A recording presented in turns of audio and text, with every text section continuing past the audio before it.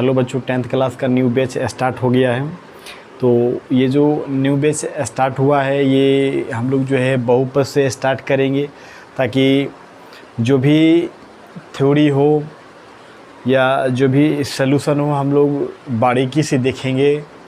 और काफ़ी ज़्यादा बच्चा जो है पोलिनोमियल यानी बहुपद में ही जो है फंसते हैं और काफ़ी ज़्यादा उनका जो है ये चीज़ बहुत वीक होता है। आज का क्लास जो है थ्योरी और कुछ ऑब्जेक्टिव क्वेश्चंस हम लोग देखेंगे। तो पहले आज का जो है थ्योरी जो है ये थ्योरी हम लोग आज देख लेते हैं। चलिए देखते हैं कि बहुपद में क्या होते हैं। ठीक है, तो बस आप लोग इतना याद रखिए कि ये बहुपद है, यानी कि इसमें पद आते हैं। क्या आते हैं? इसमें पद आते हैं। जैसे कि पद में कहने का मतलब कि एक पद होता है, दो पद होता है, तीन पद होता है, चार पद होता है, लेकिन आखिर ये पद क्या होता है? ठीक है, तो ये पद देखिए कि ये पद क्या होता है। जैसे कहने का मतलब है कि ये x हो गया, ये क्या हो गया? x। तो x कहने का मतलब एक पद हो गया। कितना पद हो गया? एक पद हो गया। ठीक है, ये एक पद वाला हो गया। अगर यहाँ पे लिखा जाए 2x + 5 तो इसमें दो पद हो गए। ठीक है, यहाँ पे अगर लिखा जाए 3x x² + 5x + 6 कुछ भी लिख दिया जाए, इस तरह से अगर लिख दिया जाए तो ये तीन पद, यानी कि ये जो हो गया ये एक पद हो गया, ये द्विपद हो गया, ये तीन पद हो गया।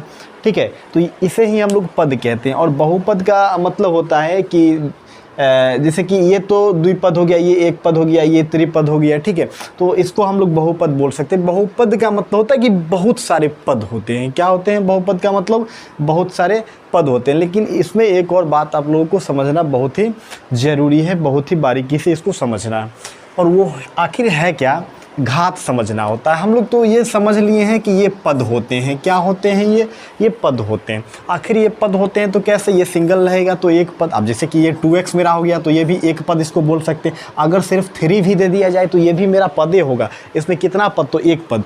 एक्चुअली इसमें जो हम लोग x का पावर 0 कर सकते हैं। ठीक है, और हम लोगों को पता होता है कि किसी भी संख्या का पावर अगर 0 हो तो उसका मान कितना होता है? 1 होता है। तो ये भी जो है ये कितना है? ये सिर्फ अगर 3 लिखा जाए तो 3 भी क्या है? एक पद है। क्या है? 3 एक पद है। ठीक है, तो चलिए हम लोग देखते हैं यहाँ पे कि पद के हिसाब से जो होते हैं, पद के हिसाब से अब जैसे कि हमने पद यहाँ बताया तो ये हो गया एक पद। क्या हो गया? एक पदी।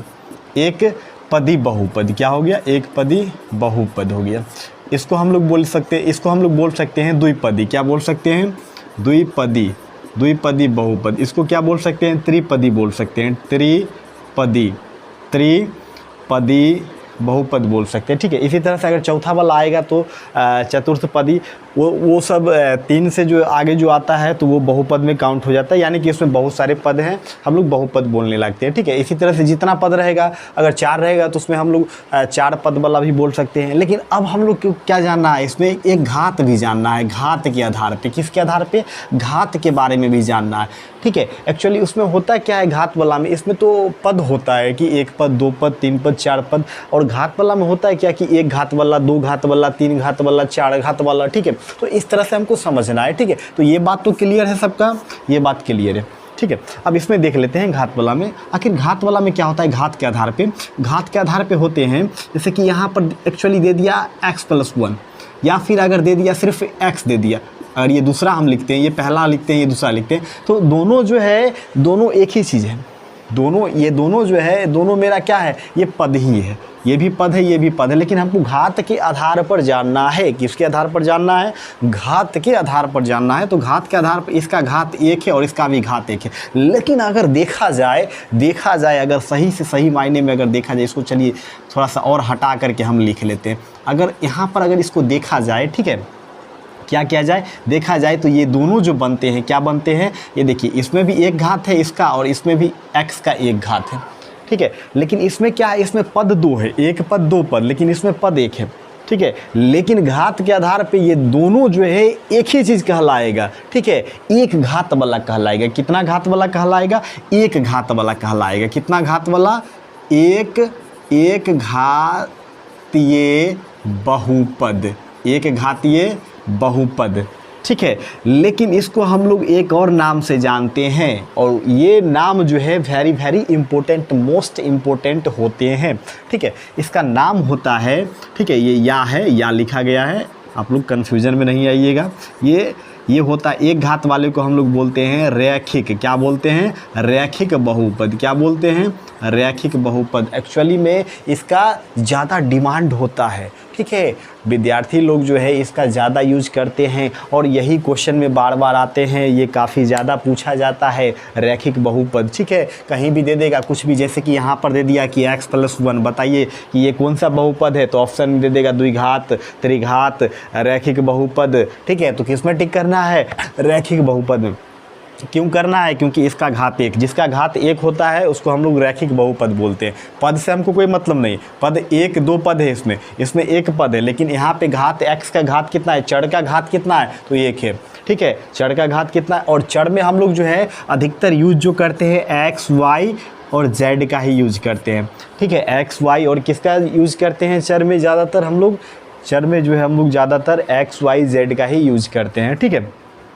तो चर का नाम यहाँ पे बोला जाए तो ये चर 1 2 3 चर हो गए, ठीक है। यानी x y z इसी का हम लोग ज़्यादातर जो है चर के रूप में हम लोग इसका यूज करते हैं। ध्यान दीजिएगा, ध्यान से देखिए। अब आखिर यहाँ पर होता क्या है, यहाँ पे ये जो हो गया, ये हो गया, तो इसको हम लोग एक घातीय बहुपद बोलेंगे या फिर इसी को हम लोग रैखिक बहुपद बोलेंगे। अब बताइए रैखिक बहुपद क्या किसको बोलेंगे? जिसका घात एक हो उसे रैखिक बहुपद बोलेंगे। चलिए ठीक है।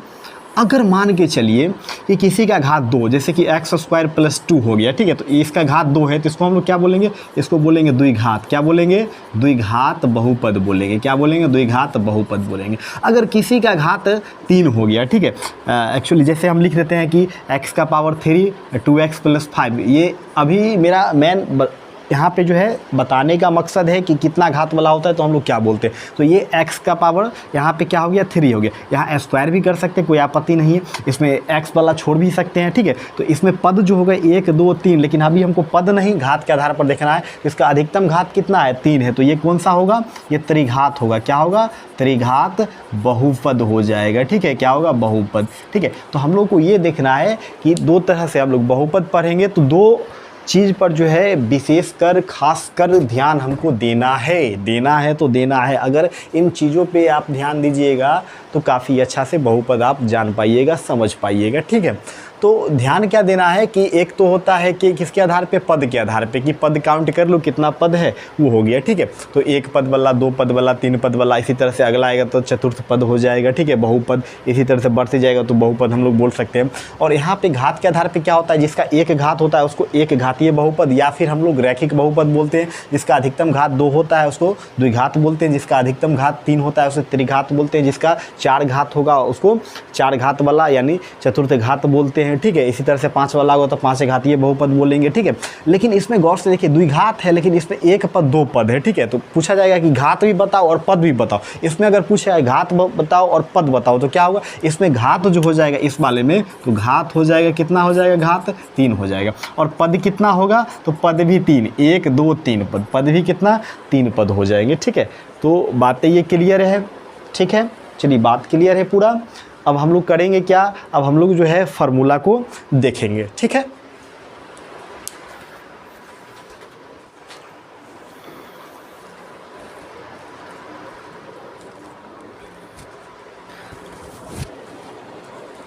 चलिए अब तो हम लोग इसमें देख लिए कि घात, देख लिए घात क्या होता है, पद क्या होते हैं। अब बहुपद में हम लोग कुछ फार्मूला देखते हैं जो काफ़ी ज़्यादा इम्पोर्टेंट है। तो पहले हम लोग क्या करते हैं कि इसमें जो अभी पढ़े थे घात के हिसाब से रैखिक, यानी एक घात वाला, 2 घात वाला, त्रिघात वाला, तो पहले हम लोग 2 घात वाला पे हम लोग चर्चा करेंगे और इसका कुछ फार्मूला लिखेंगे, ठीक है। तो चलिए हम लोग क्या लिखेंगे अब? द्विघात, ठीक है। क्या लिखेंगे? द्विघात बहुपद पे चर्चा करेंगे, ठीक है। द्विघात बहुपद, या इसको हम लोग द्विघात समीकरण भी बोल सकते हैं, ठीक है। इसको द्विघात समीकरण भी बोल सकते हैं। आप लोग ध्यानपूर्वक इसको देखिएगा, ठीक है। ये फार्मूला काफ़ी ज़्यादा इम्पोर्टेंट है, इसको देखिएगा, काफ़ी अच्छा से समझिएगा। और मेरा मकसद ही है आप लोगों को सिखाना, तो इसलिए चैनल पे आइए, देखिए और सीखिए, ठीक है। और जो भी प्रॉब्लम हो वो कमेंट बॉक्स में आप कमेंट कीजिए, हम कोशिश करेंगे कि उसका सलूशन कर पाएँ।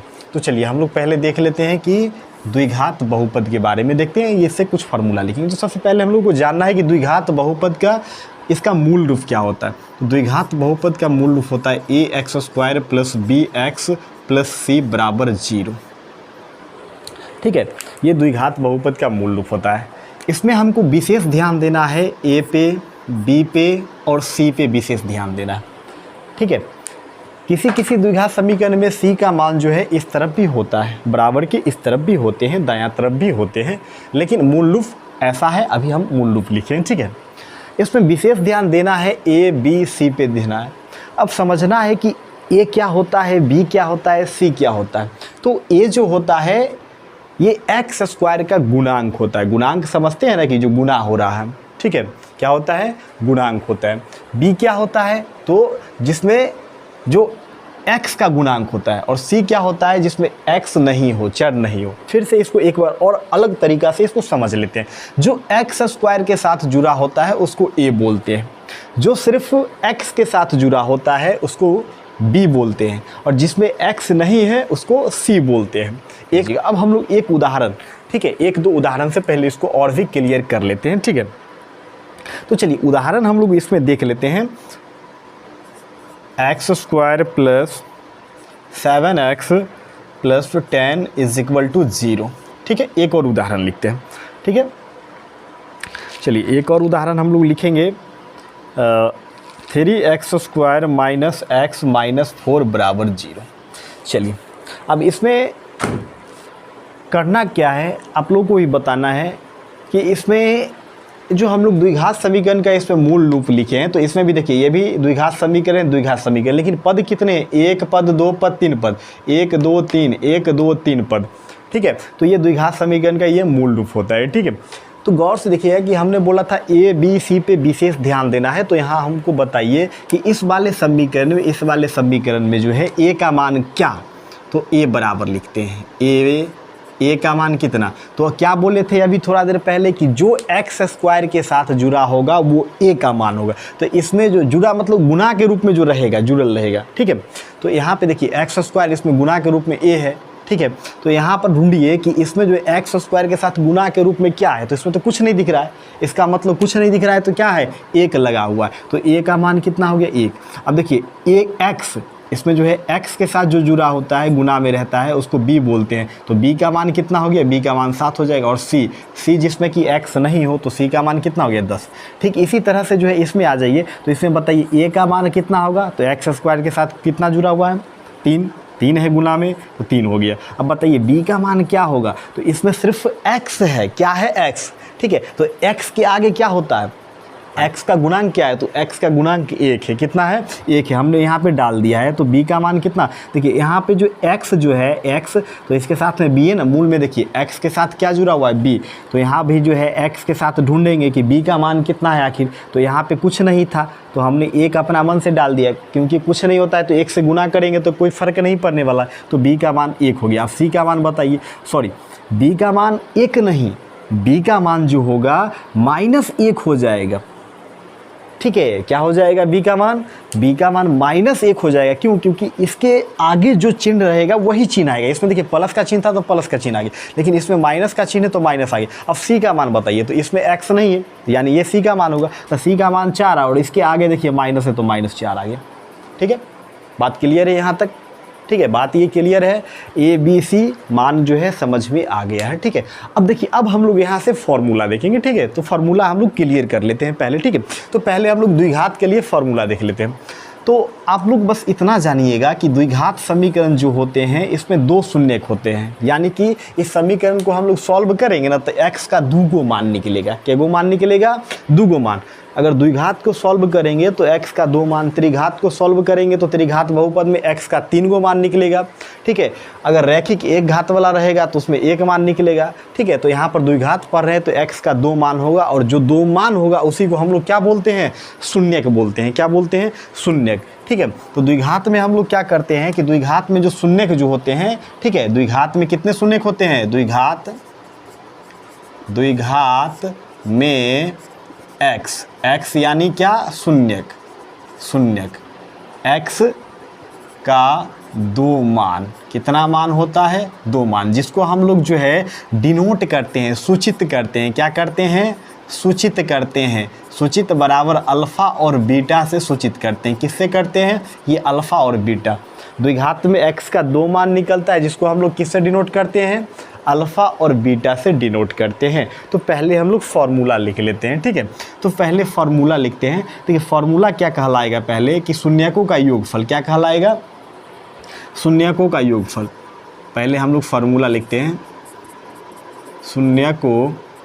शून्यकों का योगफल, ठीक है। और अभी ही हमने बताया है कि x का जो 2 मान निकलता है यही क्या होता है? Alpha beta. और यही है मेरा क्या है? अल्फ़ा और बीटा क्या है मेरा? ये दोनों जो है शून्यक है। क्या है? अल्फ़ा और बीटा क्या है? ये शून्यक है। तो हम लोग पहले फार्मूला से निकालेंगे शून्यकों का योगफल, ठीक है। तो शून्यकों का योगफल होता है अल्फ़ा प्लस बीटा बराबर माइनस बी बट्टा ए। ये पहला फार्मूला हो गया। अब माइनस बी बट्टा ए कहने का मतलब क्या? तो यहाँ से देखिए माइनस बी बट्टा ए, यहाँ पे हो गया बी, ठीक है। तो b माइनस में आ गया b बट्टा और a इसका आ गया, यानी b जो होता है x का गुणांक और a जो होता है x स्क्वायर का गुणांक। अब चलो एक और फार्मूला हम लोग देख लेते हैं।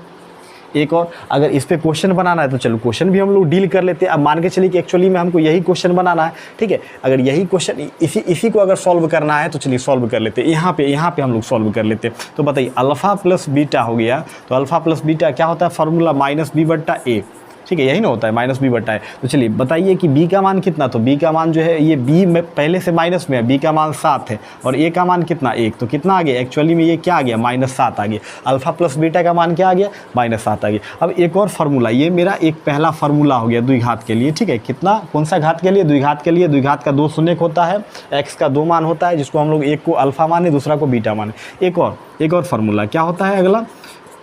शून्यकों का गुणनफल। शून्यकों का गुणनफल। तो शून्यक, ये दोनों शून्यक जो है ना इसको गुणा में लिख देंगे। तो अल्फ़ा इंटू बीटा बराबर सी बट्टा ए होता है। क्या होता है? सी बट्टा ए होता है। और ये सी ए कहाँ से आया? तो यही मूल समीकरण से आया, ठीक है। सी, तो सी ये हो गया और बट्टा ए ये हो गया। अगर इस पे हम लोग इस वाले क्वेश्चन को, अगर इसी क्वेश्चन को या नीचे वाले क्वेश्चन को हम लोग इस पे कर लेते हैं तो गौर से देखिए कि सी बट्टा है, तो अल्फ़ा अगर यहीं पे कर लेते हैं तो सी का मान कितना है इस पर ढूंढिए। तो सी का मान है -4, ठीक है। सी का मान -4 और ए का मान कितना है? 3, तो बट्टा 3, यानी क्या हो गया इसका? अल्फ़ा इंटू बीटा, यानी सी बट्टा ए। तो इसका मान क्या है? सी का मान कितना है? -4 और ए का मान कितना है? 3, तो -4 बट्टा 3 अल्फ़ा इंटू बीटा का मान हो गया, ठीक है। तो ये 2 फार्मूला है, ये काफ़ी इंपॉर्टेंट फार्मूला है। आप लोग फटाफट लिखिए इसको और इसको अच्छा से याद कीजिए, ताकि इसको अच्छा से याद कीजिएगा तो आगे की क्वेश्चन में इसमें कमी नहीं आएगी, ठीक है। बहुत ही बेहतरीन तरीक़ा से हम लोग इस चैप्टर को काफ़ी अच्छा से इस चैप्टर को हम लोग ख़त्म कर सकते हैं, वो भी समझ करके ख़त्म कर सकते हैं। मेरा मकसद ही है ढंग से पढ़ाना, अच्छा से समझाना, ठीक है। समझ में आया कि नहीं? समझ में आया तो कमेंट कीजिए फटाफट, ठीक है। चलिए अभी तो हम लोग द्विघात का फार्मूला देख लिए हैं और लगे हाथ अब त्रिघात का भी फार्मूला है, उसको भी देख लेते हैं। तो इसमें लिखते हैं त्रिघात बहुपद। तो सबसे पहले हम लोग जानते हैं त्रिघात बहुपद का मूल रूप क्या होता है, ठीक है। तो त्रिघात बहुपद का मूल रूप होता है ax³ plus bx² plus cx plus d बराबर 0। यानी उसमें क्या था? उसमें द्विघात वाला में था a जो था वो x² के साथ था, लेकिन इसमें x³ के साथ ही है। यानी कि इसमें हमको इस बात पे ध्यान देना है कि जो यहाँ पे जो है x³ के साथ जुड़ा रहेगा उसको a बोलेंगे, जो x² के साथ जो जुड़ा रहेगा उसको b बोलेंगे, जो सिर्फ x के साथ जुड़ा रहेगा उसको c बोलेंगे, जिसमें x नहीं हो उसको d बोलेंगे, ठीक है। यानी जिसमें चर नहीं हो, यानी कि 3 घात वाला के साथ जो गुणांक रहेगा उसको a बोलेंगे, 2 घात वाला के साथ जो गुणांक रहेगा उसको b बोलेंगे, 1 घात वाला के साथ जो गुणांक रहेगा उसको c बोलेंगे, और जिसमें कोई इसमें जो है कोई घात वाला नहीं हो, ठीक है, यानी जिसमें x नहीं उसको d बोलेंगे। चलिए एक हम लोग उदाहरण से इसको देखते हैं, इसको पेश करते हैं, ठीक है। उदाहरण है इसमें 2y³ minus 5y² minus 14y plus 8 बराबर 0, ठीक है। तो कोई दिक्कत नहीं इसमें, देखिए x और y z चर ही होते हैं, तो इसमें वो मूल में x लिखे, इसमें y करके, ताकि आप लोगों को समझ में ज़्यादा आएगा। तो बताइए a का मान कितना, तो a का मान कितना हो गया, जो q के साथ जुड़ा हुआ है पावर 3 वाला, तो इसके साथ क्या है, गुणांक में 2 है तो 2। b का मान कितना हो गया, तो b का मान स्क्वायर वाला के साथ गुणांक में कौन है, तो 5 माइनस में है, तो b का मान -5 हो गया। c का मान क्या हो जाएगा, तो c का मान हो जाएगा -14। d का मान क्या हो जाएगा, तो d का मान 8 हो जाएगा, ठीक है। अब चलिए, अब हम लोग फार्मूला देख लेते हैं, क्या देख लेते हैं, अब हम लोग फार्मूला देख लेते हैं, ठीक है। चलिए फार्मूला देख लेते हैं। तो फार्मूला क्या है इसमें, उससे पहले एक बात और जान लीजिए कि ये त्रिघात बहुपद है। तो त्रिघात बहुपद में शून्यक जो होते हैं, शून्य कहने का मतलब x का मान या y का मान या z का मान जो निकालेंगे, इसमें 3 होगा, और उसमें तीनों को क्या मान लेंगे, एक को अल्फ़ा मान लेंगे, एक को बीटा मान लेंगे, और तीसरा को क्या मान लेंगे, गामा। द्विघात में अल्फ़ा बीटा मानते थे, इसमें 3 शून्य निकलेगा, अल्फ़ा बीटा गामा मानेंगे, ठीक है। तो चलिए फार्मूला देखते हैं। Alpha plus beta plus gamma बराबर क्या होता है, -b/a। जैसे द्विघात में था ये वाला इतना ही, यही फार्मूला था द्विघात में, तो उसमें 2 वाला था, 2 शून्य वाला अल्फ़ा प्लस बीटा, इसमें है alpha plus beta plus gamma, ठीक है। यहाँ पे शून्य 3 होते हैं, त्रिघात में 3 होते हैं, तो इसी पे क्वेश्चन बना लेते हैं। तो क्या है, -b/a। तो यहाँ पे देखिए b का मान पहले से b माइनस में, और b का मान कितना है, -5, तो ब्रैकेट में -5 बैठाइए, बट्टा a का मान कितना हो गया, 2 हो गया, तो माइनस माइनस प्लस 5/2, ठीक है। अगला फार्मूला आता है alpha beta plus beta gamma plus gamma alpha, इसका होता है c/a।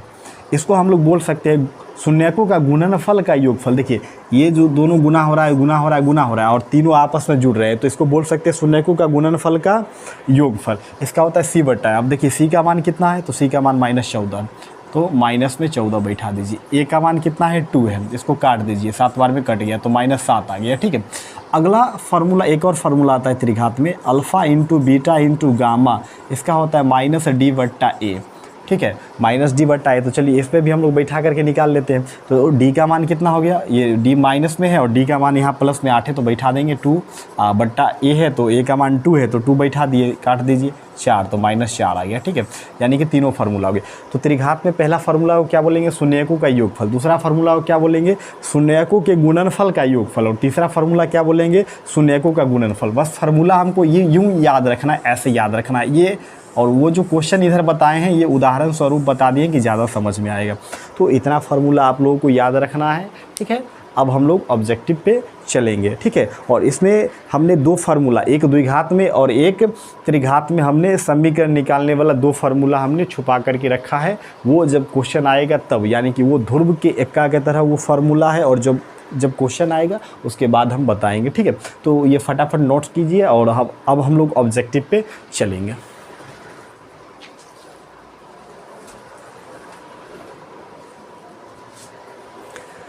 चलिए अब हम लोग चैप्टर का पहले ऑब्जेक्टिव क्वेश्चन देख लेते हैं। तो चैप्टर का नाम है, चैप्टर जहाँ से हम लोग शुरू करने वाले हैं ये है एक्सरसाइज 1A है। इसका पहले ऑब्जेक्टिव क्वेश्चन हम लोग देख लेते हैं। तो इसमें पहला क्वेश्चन कहा जाता है, इसमें पहला क्वेश्चन जो आप लोगों को स्क्रीन पर दिख रहा होगा, इसमें पहला क्वेश्चन बोला जा रहा है कि एक वास्तविक संख्या a बहुपद px का शून्यक होगा यदि, यानी कि बोल रहा है कि एक वास्तविक संख्या a है, ठीक है, और बहुपद का जो है शून्यक होगा। कैसे, तो आप लोगों को हम पहले बता दें कि बहुपद जो होते हैं, बहुपद को हम लोग जो है px से भी डिनोट करते हैं, या py से भी डिनोट करते हैं, या फिर pz से भी डिनोट करते हैं। और शून्य का मतलब होता है जैसे कि x का मान निकाले और बहुपद में वो मान रख दिए, ठीक है, तो बहुपद का टोटल मान अगर 0 आ गया तो वो बहुपद का शून्यक हो जाएगा, ठीक है। अभी आप लोगों को बात ये समझ में नहीं आ रही होगी, बस फिलहाल इतना बात समझिए कि बहुपद को हम लोग ऐसे डिनोट करते हैं, px py pz, ठीक है, ऐसे डिनोट करते हैं। और फिलहाल सेकेंड क्वेश्चन जब हम लोग पढ़ेंगे ना, तो उसमें आप लोग को सारा बात क्लियर कर देंगे, ठीक है, बहुपद का शून्यक क्या होता है, ठीक है। तो पहले हम लोग ऑब्जेक्टिव इसका पहले बारीकी से देख लेते हैं, ठीक है। अगर आप लोगों को शून्यक देखना है, ठीक है, तो शून्यक एक हम बता देते हैं, पहले क्वेश्चन लेकर के आप लोगों को हम बता देते हैं कि आखिर ये शून्यक होता क्या है, ठीक है, मतलब शून्यक किस स्थिति में जो है शून्यक कहलाएगा, ठीक है। तो चलिए फ़िलहाल जो है इसी तरफ हम लोग देख लेते हैं शून्यक कैसे शून्यक कहलाएगा। जैसे कि मेरे पास मान के चलिए कि एक बहुपद है, इस बहुपद का जो है आ गया 2x² माइनस 3x माइनस 5 है ये बहुपद मेरा, ठीक है। और x का मान इसमें जो है ना निकाल करके दे रखा है -1। तो ये बोल रहा है कि इस बहुपद का जो है ये शून्यक है कि नहीं जांच करके बतलाइए, ठीक है। तो हम जांचेंगे और बताएंगे कि ये शून्यक आखिर है कि नहीं। तो हम लोग क्या करेंगे, x का मान जो है इसमें डालेंगे। अगर बहुपद का जो मान है ये 0 कर दिया तो इस बहुपद का -1 शून्यक होगा। तो चलिए डालते हैं, तो x के जगह -1 डालेंगे, ठीक है। तो चलिए 2 इंटू और x² तो -1 इसका होल स्क्वायर -3 इंटू -1 -5। चलिए गुना कीजिए, 2 इसको गुना करेंगे तो 1, 2 बार गुना करेंगे 1 माइनस माइनस प्लस हो गया और -5। चलिए 2 + 3 -5 दोनों को जोड़ दीजिए, 5 - 5 दोनों कट गया 0, यानी कि क्या आ गया, ये आ गया 0 आ गया, ठीक है। और हालांकि द्विघात बहुपद है तो इसका 2 शून्यक आएगा, ठीक है। तो आप लोगों को हम शून्यक निकालना भी सिखाएंगे, लेकिन अगले क्वेश्चन में फ़िलहाल ऑब्जेक्टिव है तो इसको हम लोग ऑब्जेक्टिव की तरह ही बनाएंगे। और जैसे ही आप लोग नेक्स्ट क्वेश्चन 3rd नंबर तीसरा क्वेश्चन पे आइएगा तो उसमें सारा बात जो है क्लियर हो जाएगा, शून्यक कैसे निकाला जाता है, किसको क्या माना जाता है, ठीक है, सारा बात क्लियर हो जाएगा। बस आप लोग इतना अभी समझिए कि शून्यक आखिर क्या होता है। शून्यक का मतलब होता है जो x का मान जो होता है वो बहुपद में डालेंगे तो बहुपद का मान अगर 0 हो गया तो वो मेरा शून्यक होगा। अब बताइए कि बहुपद में, इस बहुपद में x का मान -1 रखे तो ये 0 आ गया, यानी कि ये बहुपद का क्या है, ये शून्यक है। अब हम लोग क्वेश्चन पे चलते हैं। अब हम लोग क्या देखेंगे, क्वेश्चन देखेंगे, ठीक है। चलिए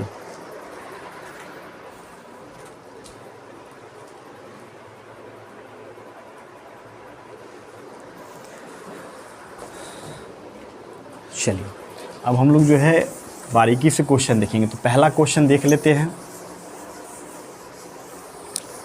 क्वेश्चन देखेंगे जो स्क्रीन बोर्ड पे आप लोगों को दिख रहा होगा। पहला क्वेश्चन है ऑब्जेक्टिव कि एक वास्तविक संख्या a बहुपद px का शून्यक कब कहलाएगा। यानी कि बोल रहा है कि वास्तविक संख्या a जो है, a नाम का एक वास्तविक संख्या, ये कब शून्यक कहलाएगा, जब जो बहुपद का मान जो है मेरे पास ये बहुपद px है, ठीक है, ये बहुपद px है। तो इसमें जो है इस बहुपद में x का मान a रखे तो ये शून्यक कब कहलाएगा, जब इस बहुपद का मान 0 आएगा। बहुपद में मान a रखेंगे, 0 आ गया तब शून्यक होगा, यानी कि pa बराबर क्या 0 आएगा तब शून्यक, a शून्यक होगा, ठीक है। चलिए अगला क्वेश्चन है। अगला क्वेश्चन बोल रहा है कि x² क्या बोल रहा है, 2x² माइनस 3x माइनस 5, ठीक है। 5 का एक शून्यक डे से है, तो शून्यक क्या है उसको बताना है, बराबर 0 कर लेते हैं, ठीक है। तो इसका एक शून्यक क्या है उसको निकालना है। तो हम लोग इसका शून्यक निकालेंगे तो फर्स्ट इंटू लास्ट करके निकालेंगे, ठीक है। तो फर्स्ट इंटू लास्ट करते हैं तो ऐसे करेंगे। चलिए इसको तोड़ लेते हैं पहले। तो कितना 5 दूनी 10, तो इसको तोड़ते हैं तो हम लोग कितना में इसको तोड़ पाएंगे, तो 5 दूनी 10, इसको हम लोग 5 और 2 में ही तोड़ पाएंगे। तो या करते हैं 2x² और यहाँ पे हम लोग तोड़ लेते हैं तो यहाँ पे प्लस 2x कर लेते हैं माइनस 5x माइनस 5 बराबर 0। चलिए अब इसको दोनों को यहाँ पे घटाएंगे तो इतना ही आ जाएगा, गुना करेंगे 10 आ जाएगा। तो 2x कॉमन ले लेते हैं तो बच गया x + 1 और यहाँ पे 5 कॉमन लेंगे -5 तो बच गया x और +1 बच गया। देखिए दोनों इक्वल आ गया ना। अब यहाँ से क्या करते हैं कि 2x - 5 है इंटू क्या करते हैं x + 1 बराबर 0। इसको 2 बार हम लोग लिख लेते हैं तो 2x - 5 बराबर 0। तो 2x बराबर कितना 5, तो x का मान कितना आ गया 5/2। एगो तो ये आ गया और एक निकालेंगे तो x + 1 बराबर 0, तो x का मान कितना आ गया -1 आ गया, ठीक है। तो ये तो हो गया ये, यानी कि ये दूसरा क्वेश्चन का शून्यक क्या, एक ही शून्यक पूछ रहा है तो या तो ये बता दो नहीं तो ये बता दो। शून्यक निकल गया। शून्यक इस तरह से निकाला जाता है। अब हम लोग 3rd वाला देखेंगे, ठीक है।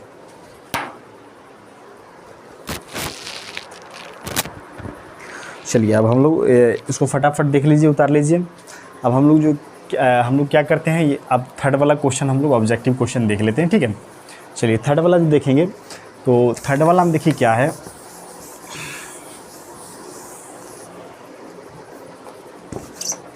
थर्ड वाला में क्या बोल रहा है, तीसरा वाला बोल रहा है, दूसरा हो चुका है, तीसरा आप लिख रहे हैं। तीसरा क्या बोल रहा है कि 3x² माइनस 5x प्लस 7 बराबर 0 के शून्यकों का योगफल। इसमें बोला जा रहा है शून्यकों का योगफल, तो द्विघात, ये द्विघात है तो शून्यकों का योगफल वाला फॉर्मूला क्या बताए थे, अल्फ़ा प्लस बीटा बराबर क्या होता है, माइनस बी बट्टा ए। अब बताइए माइनस बी, तो बी का मान कितना है, तो बी का मान, ये बी पहले से माइनस में है, बी का मान हो जाएगा -5, तो -5 बट्टा ए का मान हो गया 3, तो माइनस माइनस क्या हो गया प्लस 5 बट्टा 3। ठीक है, तो शून्यकों का योगफल ये आ गया। अब शून्यकों का गुणनफल बोल रहा है, तो अल्फ़ा इंटू बीटा, तो सी बट्टा ए, बैठाइए मान, सी का मान 7 हो गया और ए का मान 3 हो गया, दोनों निकल गया। अब इसका चौथा क्वेश्चन बोला जा रहा है कि ax² plus bx plus c, ठीक है, ये बोला जा रहा है। और उसके बाद बोला जा रहा है इसमें बोला जा रहा है कि ax² plus bx plus c बराबर डैश डॉट करके बोला जा रहा है। ठीक है, क्या बोला जा रहा है, डॉट करके बोला जा रहा है ax² plus bx plus c बराबर डॉट x माइनस ए इंटू एक्स माइनस, ये a यानी ये अल्फ़ा है और ये बीटा है। ठीक है, जहाँ अल्फ़ा बीटा जो है ax² plus bx plus c के शून्यक है। ठीक है, अल्फ़ा बीटा शून्यक है, तो यहाँ पे जो है इस स्थान पे क्या आएगा, ठीक है, तो इस स्थान पे जो है a आ जाएगा, क्या पे a आ जाएगा, क्या आ जाएगा, इस स्थान पे जो है a आ जाएगा। ठीक है, इस स्थान पे क्या आएगा, a आएगा, यानी कि इसको हम लोग गुना करेंगे तो इसमें a आ जाना है। ठीक है, चलिए अब हम लोग अगला देख लेते हैं। तो देखिए अगला क्वेश्चन है, 5 नंबर क्वेश्चन है, यदि ax² plus bx plus c के शून्यक अल्फ़ा बीटा हो तो अल्फ़ा प्लस बीटा बराबर क्या होगा। तो अल्फ़ा प्लस बीटा बराबर क्या होगा, तो अल्फ़ा प्लस बीटा इसमें दे रखा है, तो अल्फ़ा प्लस बीटा यानी क्या होता है, फार्मूला क्या होता है, माइनस बी बट्टा ए, तो b का मान जो है b ही है, तो माइनस बी बट्टा ए हो जाएगा। और इसी में एक और दिया, अल्फ़ा इंटू बीटा क्या होगा, तो अल्फ़ा इंटू बीटा क्या होगा, c बट्टा ए हो जाएगा। ठीक है, फटाफट यहाँ तक उतार लीजिए, 5 नंबर क्वेश्चन तक फटाफट उतार लीजिए, उसके बाद हम लोग फिर आगे चलेंगे। चलिए अब अगला क्वेश्चन हम लोग देख लेते हैं। चलिए 5 के बाद हम लोग छठा क्वेश्चन देख लें।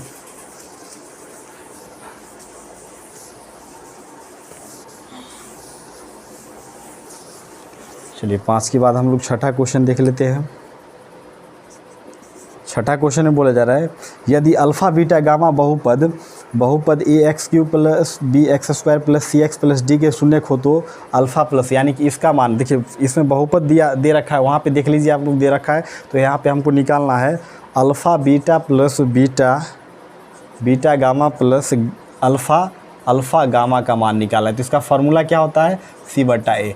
ठीक है, तो उसमें ढूंढिए कि c का मान क्या है, तो c का मान इसमें हो जाएगा, क्या हो जाएगा, इसमें गौर से देखिए कि c का मान क्या होगा, तो c का मान इसमें c ही है। ठीक है, c का मान क्या है, c का मान c ही है और a का मान a ही है, तो यही हो जाएगा इसका, क्या होगा, यही हो जाएगा इसका। चलिए उसके बाद छठा हो गया, अब हम लोग 7वां इसका लास्ट वाला ऑब्जेक्टिव क्वेश्चन देखते हैं। इसमें है, यदि अल्फ़ा बीटा गामा बहुपद, चलिए बहुपद को यहाँ पे हम लिख ही देते हैं, x³ minus 7x² plus 5x plus 9। ठीक है, ये शून्यक अल्फ़ा बीटा गामा बराबर डैश, तो इसका क्या होगा, तो अल्फ़ा बीटा गामा शून्यकों का गुणनफल क्या होता है, माइनस डी बट्टा ए होता है। तो बताइए डी का मान क्या है, तो डी का मान ये है, तो माइनस में 9 बट्टा ए का मान क्या है, तो ए का मान 1, कुछ नहीं है तो 1, यानी कि सीधा 9 लिखना लीजिए, बस हो गया। ठीक है, तो चलिए ये हो गया, इसका ऑब्जेक्टिव क्वेश्चन हो गया। अब हम लोग क्या करते हैं, लगे हाथ जो है इसका 2 नंबर क्वेश्चन भी हम लोग देख लेते हैं। ठीक है, 2 नंबर क्वेश्चन है, स्क्रीन पर आप लोगों को क्वेश्चन नंबर दूसरा दिख रहा होगा।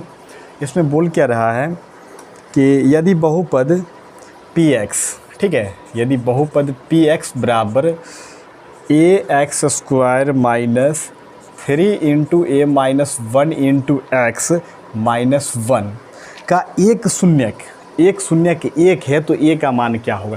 यानी कि शून्यक दे रखा है, x का मान 1, शून्यक का मतलब क्या होता है कि इस बहुपद में जो है x का मान 1 रखेंगे तो बहुपद का मान 0 हो जाएगा। तो पहले से ही बोल रहा है शून्यक है, तो x का शून्यक यानी x का मान 1 दे रखा है, तो a का मान पूछ रहा है, a का मान वाट।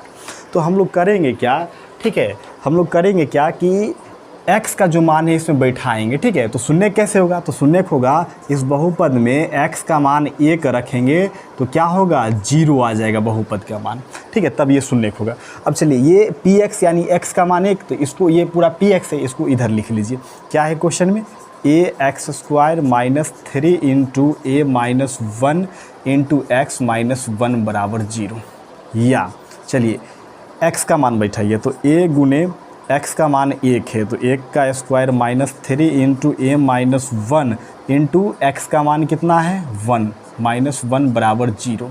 या इसको गुना कर लेते हैं, 1 को 2 बार गुना करेंगे तो 1 ही आना है, और इसको a से गुना करेंगे तो a माइनस, इसको अब गुना कर लेते हैं, 1 से गुना करेंगे 3 को तो 3 और 3 को ये दोनों से गुना कर देते हैं, minus plus minus 3a minus minus plus 3 -1 बराबर 0। चलिए अब इधर देख लेते हैं, -3a और a घट जाएगा तो क्या आएगा -2a, और यहाँ पे 3 और 1 तो घटेगा तो +2 आ जाएगा बराबर 0। चलिए हमको a का मान चाहिए तो 2 को पहले उधर भेज देते तो -2a बराबर -2, माइनस से माइनस कट गया, 2 इकाई 2, इसीलिए a का मान कितना आ गया 1।